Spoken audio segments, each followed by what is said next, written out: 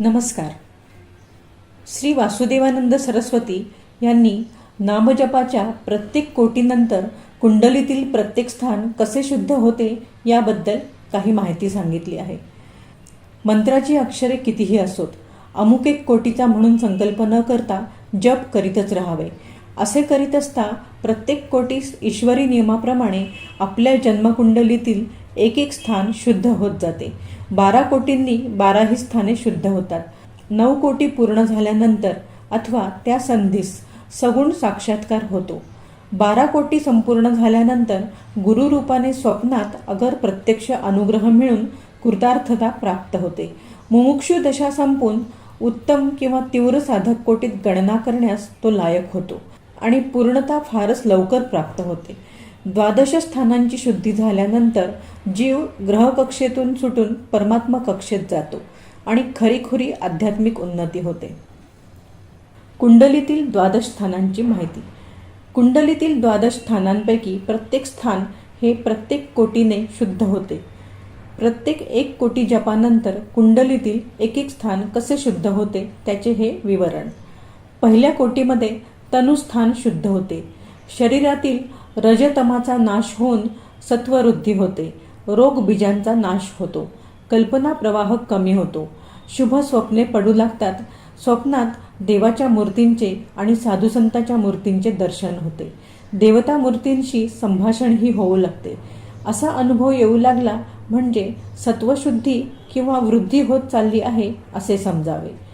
दुसऱ्या कोटीमध्ये धनस्थान किंवा कुटुंबस्थान हे शुद्ध होते.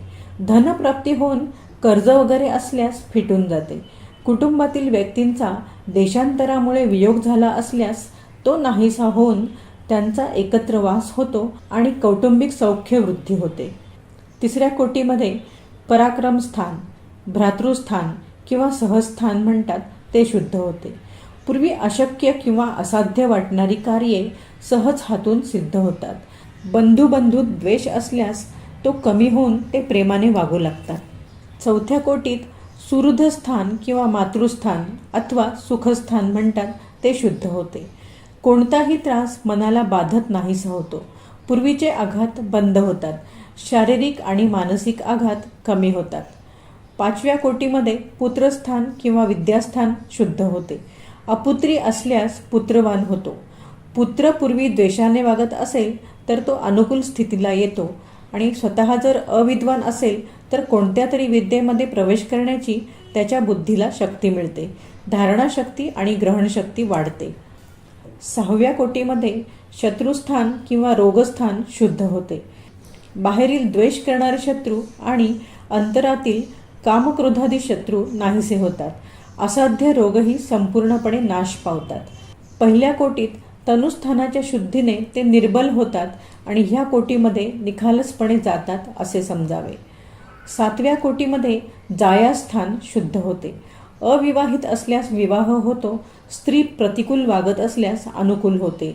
स्त्री सौख्य वृद्धी पावते आणि स्त्रियांना पतिसौख्य प्राप्त होते. 8व्या कोटीत मृत्यूस्थान किंवा गंडांतर स्थान शुद्ध होते आणि अकाल मृत्यू किंवा अपमृत्यू टळून जातात.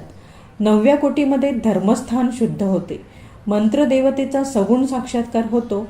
हा आनंद अतिशय अवर्णनीय असा असतो. 10व्या कोटीमध्ये कर्मस्थान किंवा पितृस्थान शुद्ध होते. दुष्कर्मे नाहीशी होतात. हाताने सत्कर्मच घडू लागते. साधुसंतांचे दर्शन आपोआप होते. 11व्या कोटीमध्ये लाभस्थान शुद्ध होते. प्रापंचिक धनधान्य, गृह, भूमी वगैरेचा लाभ होतो आणि सत्वगुणांची पूर्ण वृद्धी होते. 12व्या कोटीमध्ये व्ययस्थान शुद्ध होते. रजतमोगुणांचा पूर्ण नाश होतो आणि गुरुवानुग्रह स्वप्नात अगर प्रत्यक्षपणे प्राप्त होऊन कृतार्थता प्राप्त होते.